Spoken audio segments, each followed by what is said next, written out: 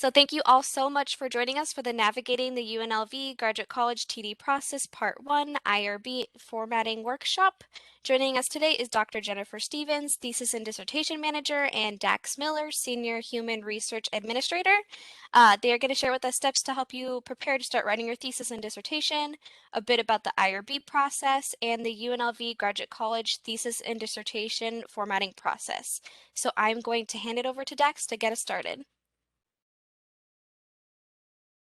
Great. Thank you, Marlena. It's a pleasure to be here. We always appreciate it when you reach out to our office, and it's a pleasure to present to all of you today. So thank you for joining us this afternoon.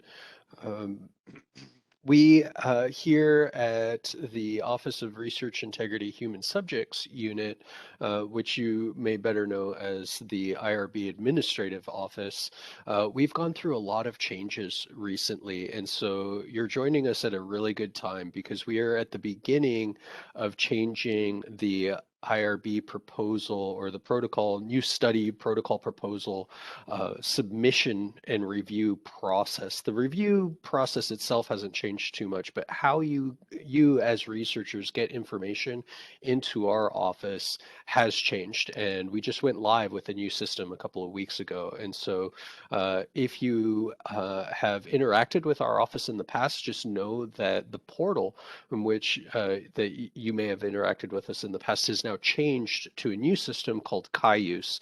And what we're going to do today in about 40 minutes, 45 minutes is go ahead and walk you through what this new system looks like and the new study submission creation and submission process. It's changed just a little bit from what it used to be. And so again, for those of you that have used the older system, which is called IRBnet, know that we have a new system in the new study interaction, how you interact with your study and our office in the IRB has changed just a little bit. So we'll take a look at that.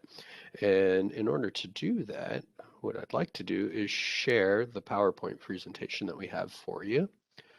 And that will, there we go. And so on your screen now, hopefully what you see is the Cayuse Research Submission Portal title screen. What we're going to be discussing today is sort of a modified version of this longer presentation that we have. And so just a brief overview, the important takeaways are going to be the first part of this conversation, which are what are the resources that are available to you? Where can you go to find out information about this? Because we don't expect you to take in all of this new information and retain all of this information. So we'll point out to a couple of resources to where you can help get this information again if you need it.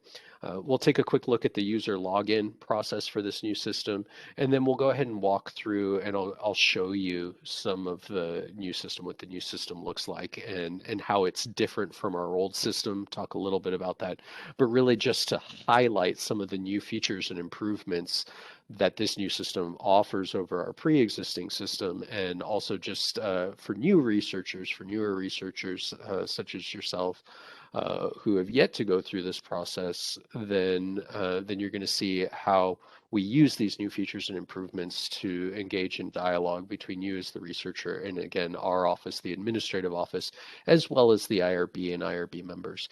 I'm going to go ahead and make a couple of assumptions when we get started here.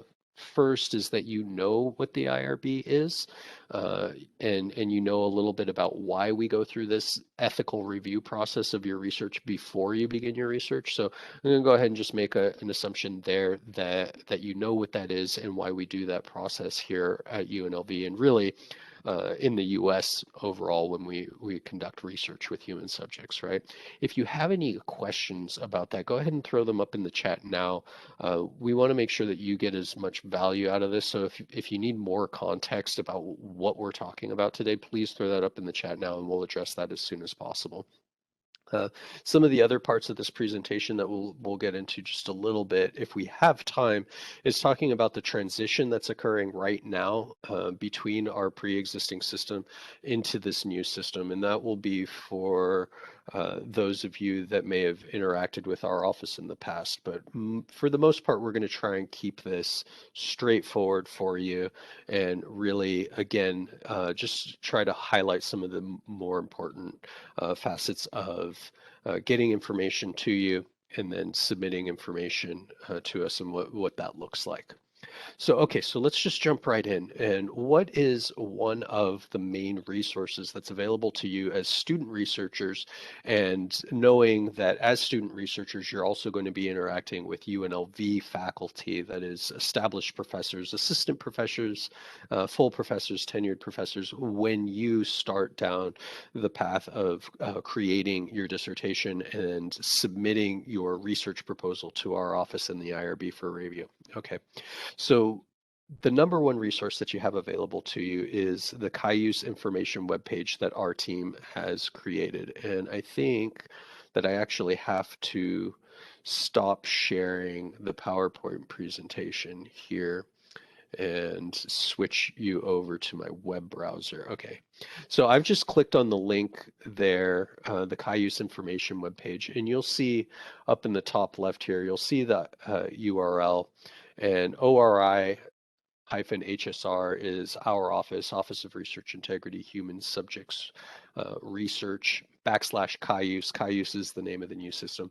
On this page is some very general, helpful overview type information. And so there's a quick welcome message there, some important dates that have now already passed, some helpful information about where to find additional helpful information. Again, highlighting some important dates that 2 of those have passed already.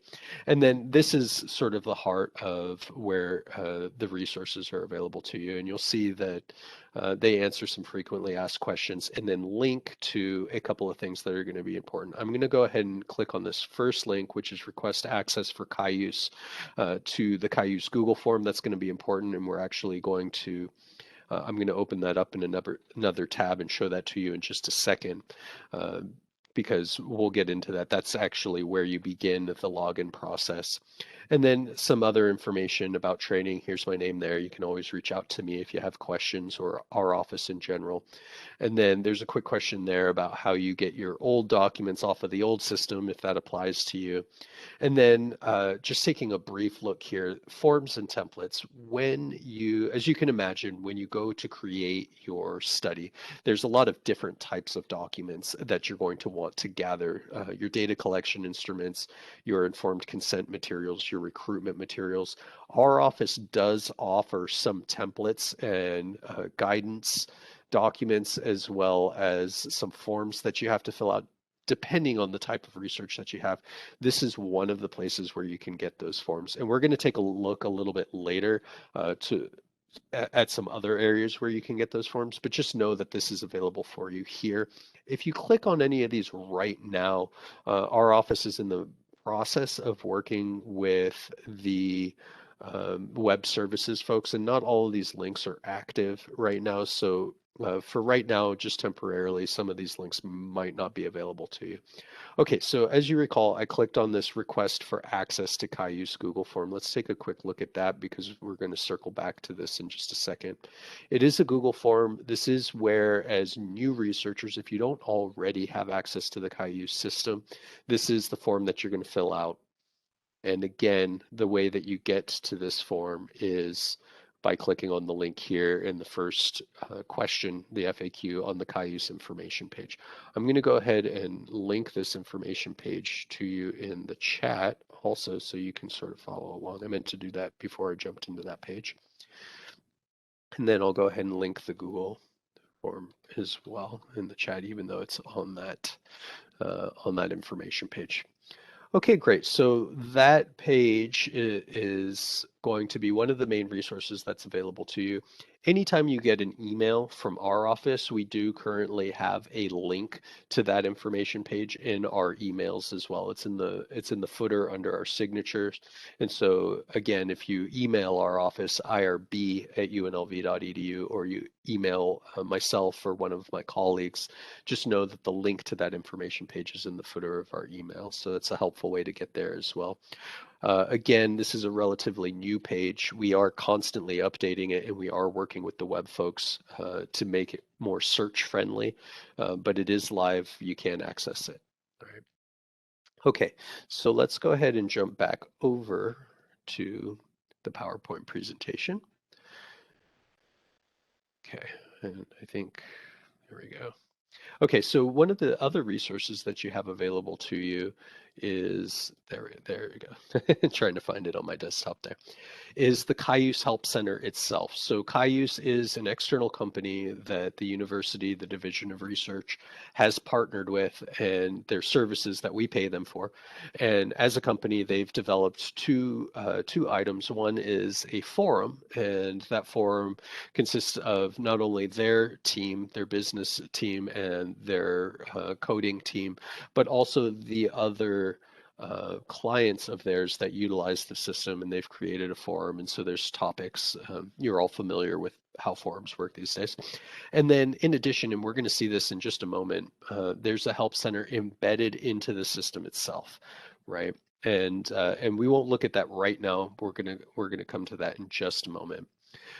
So just know that the company has provided a couple of additional resources for you. And then finally, of course, just email or give our office a call. Again, we're really easy to reach. IRB@unlv.edu is our main email. And then, of course, you can type in IRB into the search bar on the UNLV.edu website, and you'll find all the information that you need about our office there. Right.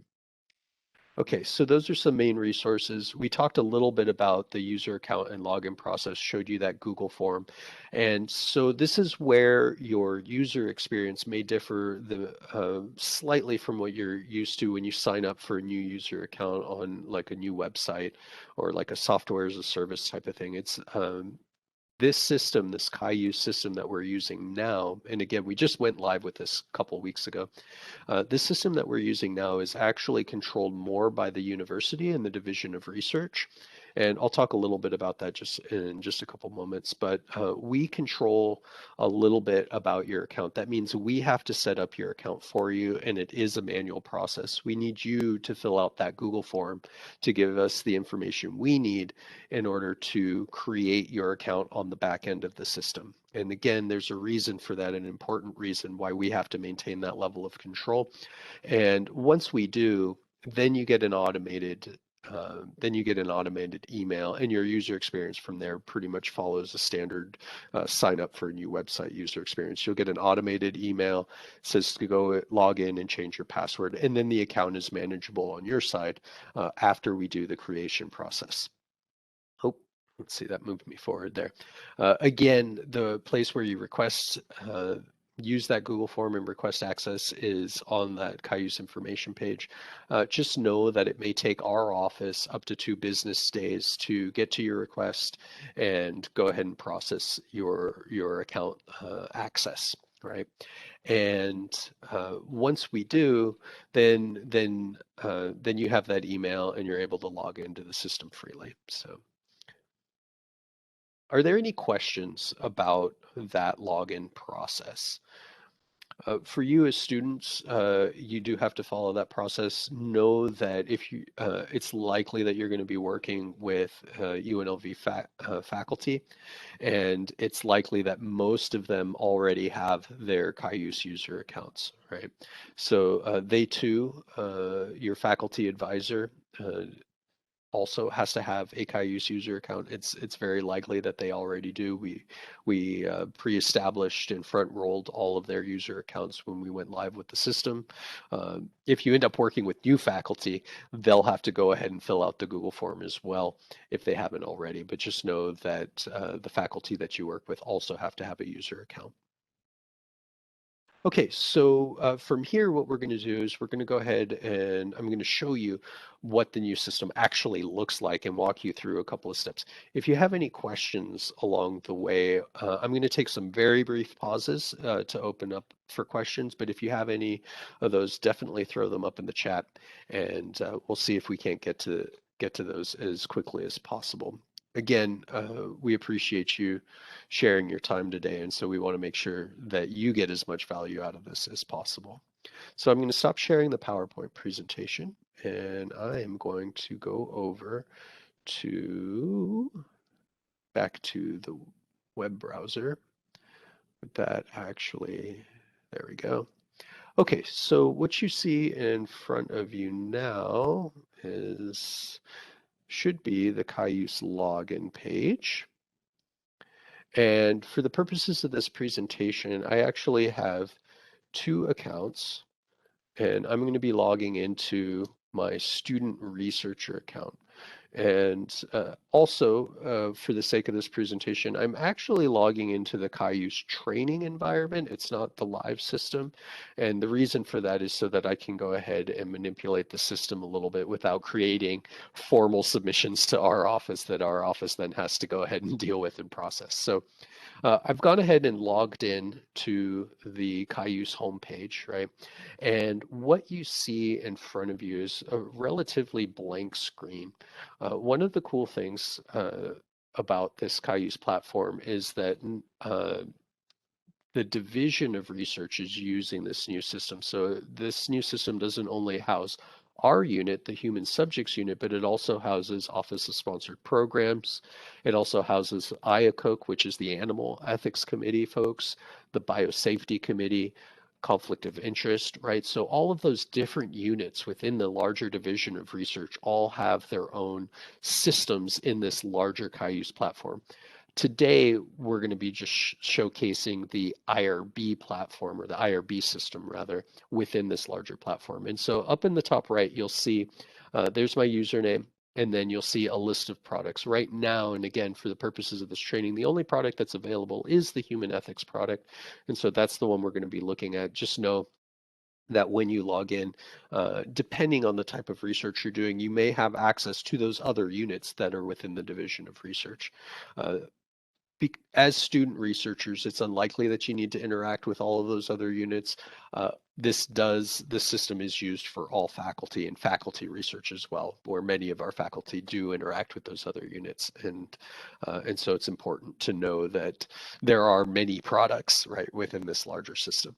Okay, so what we're looking at here is the dashboard, right, for all of your research projects. And you can see up at the top that it's a very clean, very clear presentation with some helpful information about the status of your potentially many study projects. Now, as student researchers, as grad students, you're likely going to primarily be working with just your dissertation.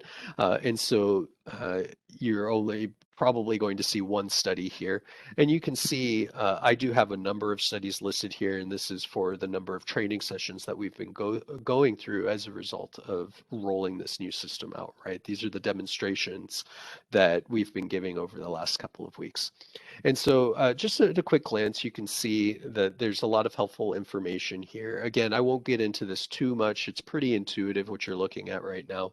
And again, it's likely as grad students that you're really going to be working with one, maybe two studies. And so this general overview of all the potential projects that you might have isn't super important because you're really going to be focused on one study. So let's go ahead and create that new study. And click on this new study button in the top right. And it's pretty intuitive. You don't really have to take too many notes right here. Because really, once you're logged into the system, you know what you want to do. And one of the things that we love about this system is that it is very intuitive, right? So we wanted to create a new submission, or I'm sorry, a new study. And so we named the new study with our study title. And then it's pretty clear. We just click on this blue checkbox here. And then one of the great things about this system is that it gives you a lot of helpful pop-up dialogues. And it says, okay, well, in order to make the next step, you want to create a new submission type with this new study. And so that's essentially what we're going to do. I'll go ahead and close that pop-up. So it's pretty obvious that's the next step we want to take. But just briefly, you can see some information about your new study that you just created. Here's your study ID number. There's your study title. You can still change that if you want to. Right. You can create a PDF of all the information that's available about your study right now, but we haven't populated it with any information yet. And so all of this is pretty blank right now. So let's go ahead and take the advice of the system and just create a new submission. Now, for new researchers creating a new study, the only option you're going to have there is an initial submission request. Just know that once your study has been reviewed and approved, you can go into the system and say you need to modify your study or your expiration date has come up and you need to renew your study. Those other submission types will be available to you. But again, one of the things we like about this system is that it only shows you information that's applicable to your current situation and your current circumstance, right? So what we've done is we've created an initial submission, and this is going to lead us into the new study creation process, right? And we can see up at the top the progress of our initial submission in our new study. And we can also see over here a list of required tasks in order to take us to this next stage, right? This awaiting authorization stage. It's very clear that we're in the in draft stage. And so we can do a couple of things from here. We can edit our initial submission, or we can click on one of these required tasks to take us to the area that we want to be working with. Let's go ahead for right now, since we're just getting started, let's go ahead and just begin the draft process. So this is, as new researchers, you won't have experience having worked with our older system, but just briefly know that we have moved away from downloadable forms, initial application forms. And what we've done is we've replaced the what we call the study creation or the protocol proposal creation process with a downloadable form. We've now put that into an online smart form. So your study protocol is now this page that you see in front of you, right? And it's an online progressive smart form. And what that means is it's going to walk you through a series of required questions. And we're going to see this in just a moment. Walks you through these series of required questions. And depending on how you answer those required questions, the form will start to expand and start to ask you questions that are dependent on the way that you answered the required question, right? The reason that this is important for you as researchers to know is that the form won't expand in a way where it starts to ask you questions that are not exactly applicable to the type of study that you're conducting. And so it's really great to know that, as I'm sure you can imagine, research takes many different shapes and sizes. And so for you, the type of research that you want to conduct, this form is going to kind of build around the type of research that you're proposing. And we're going to see that in just a second. Uh, so again, because we're at the very beginning, there's a nice getting started preamble and it gives you some helpful information. One of the things here is it says this is some other information that you're going to want to have available for you during this online new study creation process. And so it's important to know that what we're doing right now is we are creating the study protocol form. What we are not going to do, what this system does not do for you, is it does not create your study informed consent materials. It does not create your study recruitment materials. It does not create your data collection instruments. It does not create any of the agreements that you may or may not need, depending on the type of research. Those are those external documents that we took a look at on the information page. The form does, however, prompt you to upload that information from your desktop. And so what this is saying right now is that you probably want to have these other study component documents available to you when you're filling out this online form. And again, the reason for that is because this study protocol proposal form is the heart of your proposal that you're going to be submitting to our office and the IRB for review, right? So it's just a quick advisory, have those other documents available, right? Uh, And again, because we're at the beginning of the form, you see there's a red asterisk. That means the question is required. You do have to answer the question. We're going to see that come up in a couple of other instances here in just a moment. There's really only one option to click. We do have to click yes. And as soon as we do, you can see that that section is completed and that a new section has opened up, right? Again, pretty intuitive. One of the reasons why we really like this system. One of the advisories at the top is it says to save your progress often. One of the great things about this online smart form is that you can log into the system, you can fill out as many of the questions as you have time for in the moment, save your progress, log out of the system, and then you can come back and continue right where you left off, right? So we have a couple of options for navigation. We can use the arrow here to move forward, or we can just click on the next section. So let's go ahead and click on the next section there. And we see in this next section, it asks you a rather, if you haven't experienced this question before, it asks you a relatively strange question. Is this human subjects research, right? And it asks, does the proposal that you're making, does it fit this definition of research?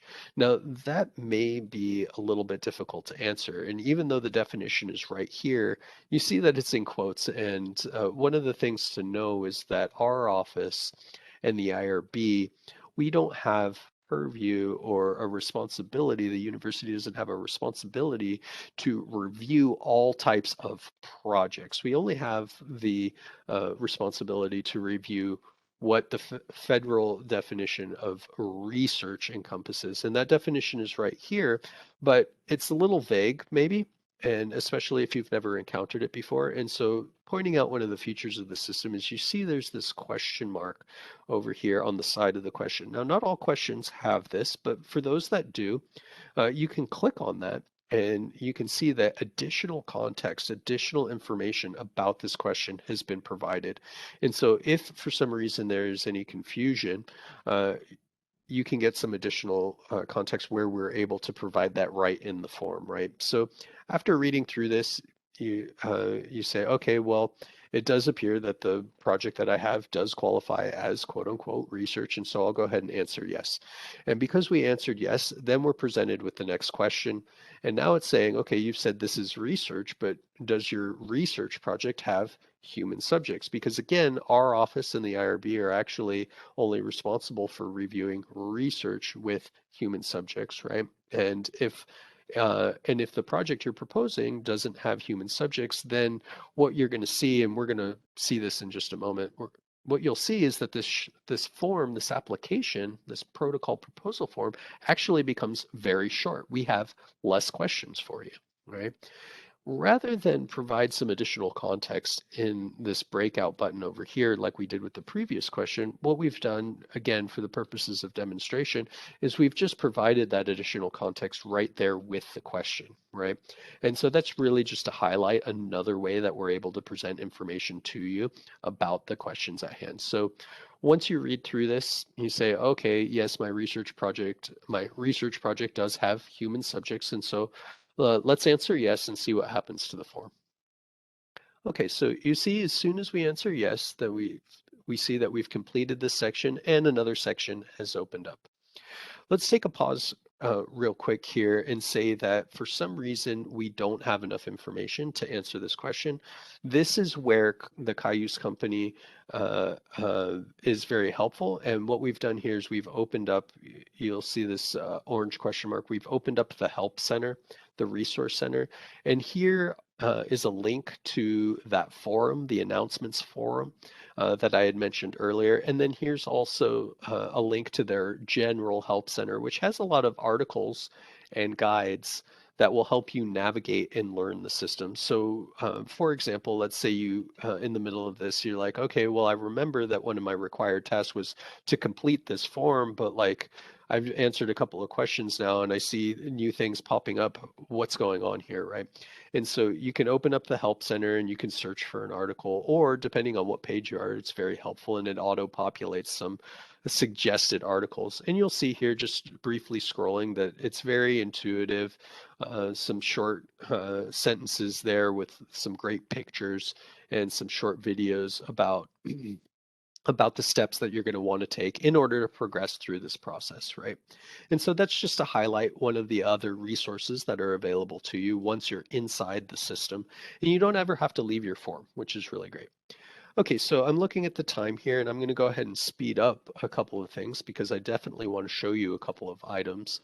Uh, The next section that opened up is collaborative research. And let's just, for the sake of this, let's just breeze by this and say that your project does not include any collaboration.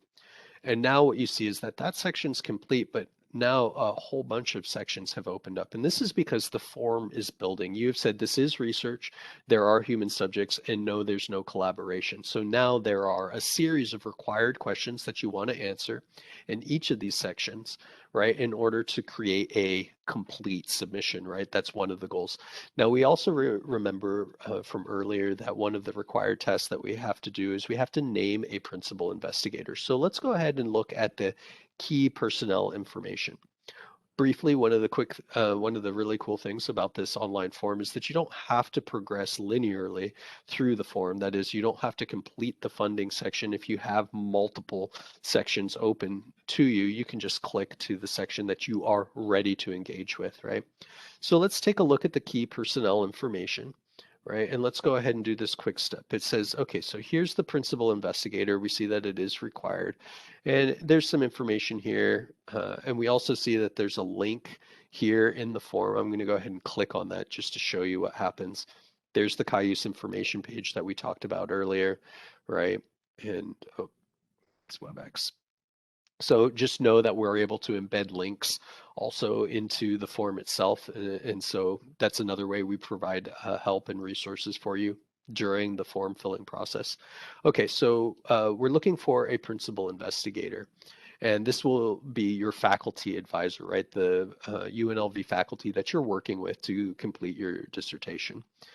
So we're going to go ahead and look for a person, and I'm going to look for my other account. Right. So we see here my student researcher account, and then we also see my main account or my root account, which is my faculty researcher account. And so we'll just go ahead and click on that person, save it, and we see this person pop up, right? If that person has populated their user profile in the system with their training documents, then you can see that their training documents travel with them. That's one of those things that can be really helpful for you as student researchers. Sometimes um, those training documents are required for the research team members that are named in this section, right? And so it's really nice to know that you don't have to actually go retrieve those and then upload them into the system yourself. As long as their user account has that, then anytime you choose that person in the system, their training documents come with them, right? And you can also see the other helpful information, their email, their phone, um, exactly the type of information that our office needs in order to make sure that the people are accessible, right? And so some more required questions about what the role of this person is. There's a question here about PI eligibility. I won't get into that too much. Just know that you do have to have, as student researchers, you do have to have a principal investigator who meets the UNLV PI eligibility requirements. Information about that again is right in the form. And so if I click on that, you can see it takes you over to the unlv.edu and it takes you to that PI eligibility policy, right? We see here that there's a question mark here that helps us with that additional context. Again, that's just a URL link that takes us to that information that we need, right? Okay, so one of the other pieces of information that we need is a primary contact. One of the great things about this system is it does automatically populate this section with the person who's filling out the form. So it assumes that the person filling out the form, if that's you as a student researcher, are going to be one of the primary contacts. And of course, you can find and name other individuals if you have other people on your research team. Or if you need to, you can remove yourself or someone else that may be on this list as a primary contact. As long as there's one person there, then that is going to be sufficient to answer that question and make sure that the required nature of that question is addressed.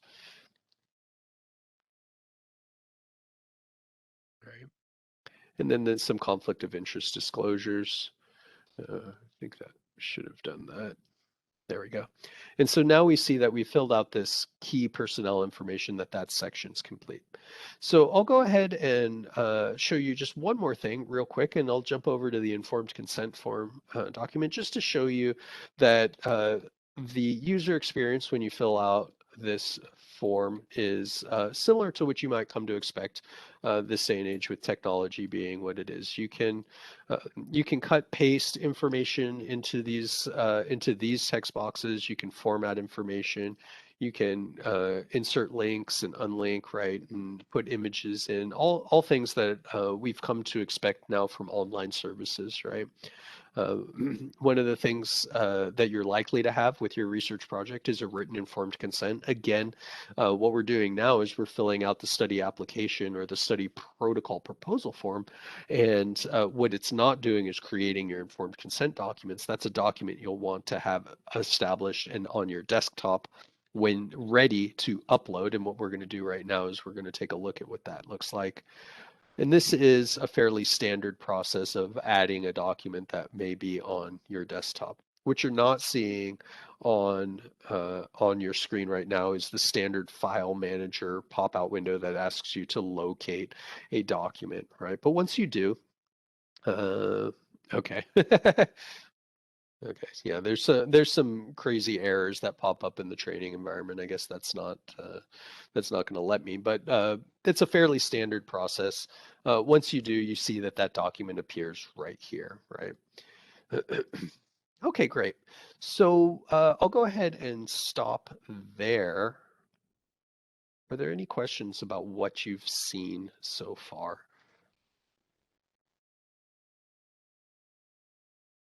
Okay, great. So I am going to jump back. Oh, is it going to give me this thing? Yeah. Okay. It's been giving me errors in the training environment ever since we switched over to the live environment because some of the data migrated and it kind of did a funny thing to the training environment. Okay. So great. So I'm going to go ahead and stop sharing the screen there. So that is a very quick overview of the new system and what it looks like when you log into the system and when you go through that new study creation process. One of the things that I'll briefly address is that for right now, we are transitioning from our old system of IRBnet into this new system. The new system is live. If you have an existing study that existed in IRBNet, then there is some information on that Cayuse information page that's going to apply to you. And go ahead and go to that page and take a look at the information there about going and downloading your documents from the old system. So I'll just say that briefly. Most of you are likely to be new researchers and haven't engaged in this process yet. You are primarily going to be working with the Cayuse system.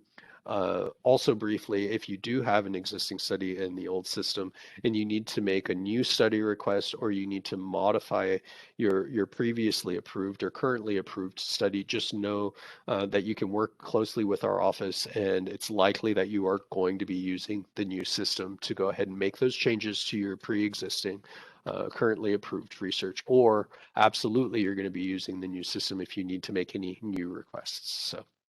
So let's see. I'll go ahead and wrap it up there and just leave the floor open for questions. What I'd like to do right now is go ahead and throw up a Qualtrics link, and that is just a link to the presentation satisfaction survey. We were a little bit brief today, and we definitely glossed over a lot of things. Again, just know that those resources are available to you, and our office is available to you. The system, this new system, is pretty intuitive, pretty straightforward. The faculty researchers are also getting used to this system. And so whereas before we were very confident in saying that the faculty researchers you're going to be working with are pretty familiar with the existing system. This is new for everybody, right? Our office included. And so just know that there's a small learning curve getting to know this new system. But by and large, it is really straightforward, really clean, really intuitive, and we're actually really excited about it. There were a number of features that we weren't able to showcase about improved dialogue between researchers, you as researchers, and our office during the review process. We weren't able to showcase that for you, but know that when you get responses back from our office about questions, clarifications, or concerns that we noted with your research proposal, that we're able to transmit that information, those questions and clarifications and concerns that we have as reviewers, we are able to get that information to you in a very palatable format. It shows up right in that smart form. You're able to respond to it in that smart form so that we know that you're addressing the questions that we have, and all of it really makes sense on one-to-one. That's not something that we were able to offer before with the older system, so we're excited about that too. And that's pretty much it. Again, did gloss over a fair number of things and weren't able to show you a lot of the new features and improvements we're excited about, but just know that it's there for you. Perfect. Thank you so much, Dax. I think next we'll hand it over to Jen to kick off the formatting portion of this workshop. Great. Thank you for All having me. right. Appreciate it. Thank you, Dax. And thank you, Mar. Apologies, my camera is acting up, so I'm not going to have my video on. But I'm going to go ahead and share my screen with you for the PowerPoint presentation that I have. And I shared this presentation with Mar and Nev. So this will be made available to everyone. Okay, can you hear me now, Mar? Perfect. Yes, thank you. Good, perfect. I'm so glad that worked. Sorry about that, everyone. Thank you for bearing with us and the technical difficulties. And thank you, Mar, for letting me know. All right, so as Marlena mentioned, my name is Jennifer Stevens, and I'm the Thesis and Dissertation Formatting Manager. Oops, let's play from the start. There we go. Okay, so today we're going to discuss a few things. One, how to prepare your document for formatting review, the different resources that the Graduate College provides you with to properly format your document, when and how exactly you're going to be submitting your document for official format review. We'll go a little bit through the review process once your document is submitted to us. Go over how the reviewer will give you feedback and any document corrections that will need to be made. And then finally, we'll go over a few steps that will be taken once your format review is completed. Okay, so one very important thing is when exactly should you be submitting your document? So after, as Dax mentioned, all of the IRB stuff is finished, you've completed your research, you have everything written up, then you're ready to defend your thesis or dissertation. After you have your defense, your committee might have a few comments or edits that they would like you to update in your document. And you always want to make sure that you make any changes, substantive changes to your document before you submit for your final or official review. The only changes that will be allowed to be made after you submit are the formatting changes that we are requiring you to do. Okay, so after you've completed all of the required changes from your committee, you'll want to go ahead and check your document against the Graduate College formatting guidelines, just to try and get it looking as in shape or as close as you can to how we'd like it to be formatted. And we have a couple of different tools to help you with this formatting process. The first tool that we have are the different formatting manuals. And these can be found on our website. And again, I shared this PowerPoint presentation with the Graduate College to share with you all. That way you can use this to go to that website. And once you're there, you're going to click on number 5, organization of thesis and dissertation. And that's what you'll see in the image on the right there. This is a screenshot of that page. So what we do is we provide you all with different PDF manuals for each section, major section of the document that we check for formatting. So one of the most important manuals would be that first one, the cover page. And really the purpose for the graduate college formatting is consistency, right? We want to make sure that all of the final documents that come out of the UNLV Graduate College look professional, look similar in their formatting, right, and are consistent. So this is why there's no changes that will be made to the actual content of your work once we receive it, only to the formatting. So things like headings, or maybe including certain sections that are required, like an abstract and your curriculum vitae. But here on this web page, this is where you'll find all of those step-by-step manuals. And in the manuals, we list, again, not only step-by-step instructions on how to complete these different formatting tasks, but we also provide you with some visual examples. So these are very helpful. And as I'll mention later on in the presentation, the length of the review process, I think, largely depends on how well the document is formatted when the graduate college receives it, right? So it is very important that you take a look at these and really try and make sure your document is as close to the proper formatting as possible once you submit. That way it's quick and easy for you during that process. The second option that we have to help you with formatting is that second bullet point there, thesis and dissertation formatting office hours. And this is where you'll receive one-on-one assistance with one of our formatting reviewers. Here, usually what we have you do is send us your document before the meeting, and then we meet virtually via Skype or WebEx or Google Meets, and just kind of go through any of the particular sections that you're having trouble with in your formatting. So this option is always available to you. And as it says there at the bottom, if you'd like to set up an appointment, just email grad.td@unlv.edu, and we'll make sure we set that up for you. Okay. So once you have reviewed your final document, you've made all your final corrections, looked at the formatting manuals, and made all of the changes that you think you can make as close as ready to go as can be, then you'll be ready to submit for your final format review. So again, you'll go to this same website, unlv.edu/graduatecollege/thesis. You can just copy and paste this from the PowerPoint if you'd like. And then you'll click on number 10, format review. And at the bottom there, you'll see an image of the screenshot, or I'm sorry, a screenshot of what you'll see on the website once you click on format review.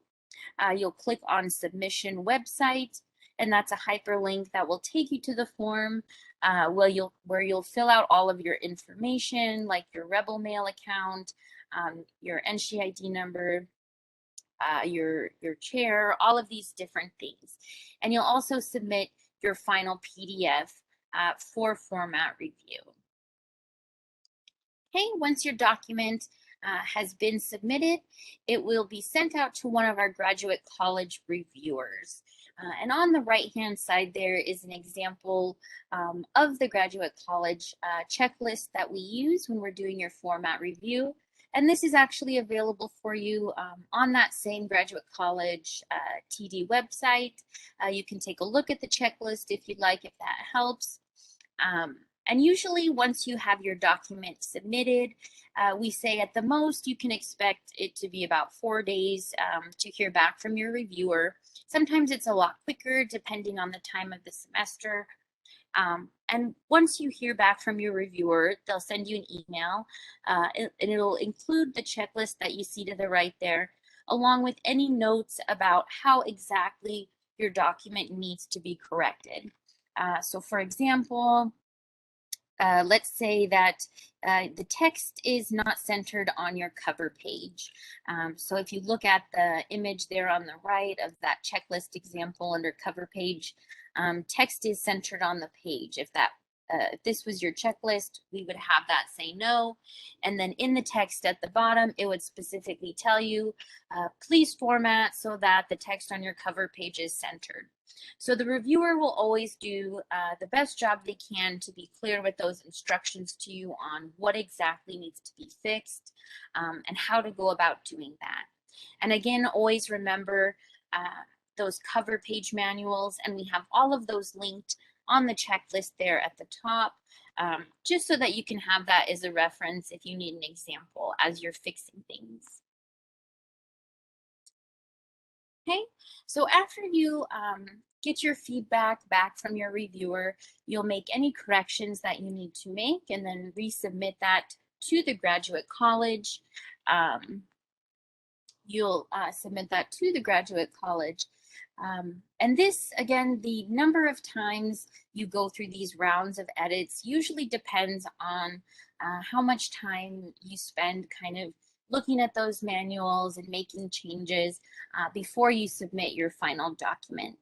So depending on the number of rounds of revisions that need to be made, eventually you'll receive your approval email from your reviewer stating that you have received formatting approval.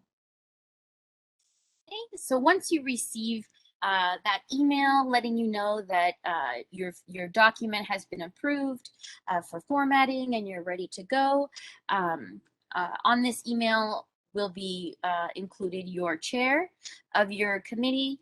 Also on this email, your graduate college RPC coordinator will be included.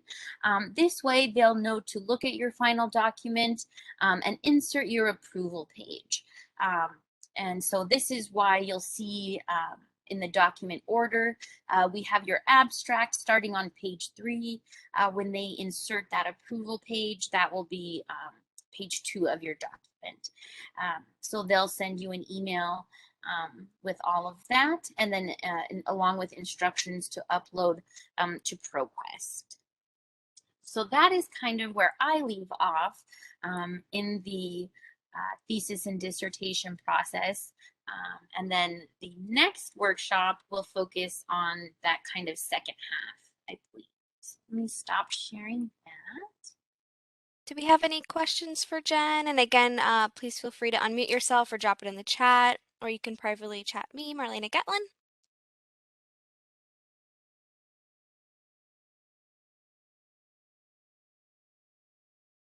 I don't see anything, but I'll also drop the grad.td@unlvd email in case you have any questions. So before we end today's session, we'd like to thank our presenters. Thank you so much for sharing their time and their expertise with us today. Thank you so much, Jen, for going over all of that. Before you log off, if you could please take a few minutes to fill out our workshop feedback survey. I went ahead and dropped that in the chat, and I hope everyone has a great day. Thank you guys so much for being here.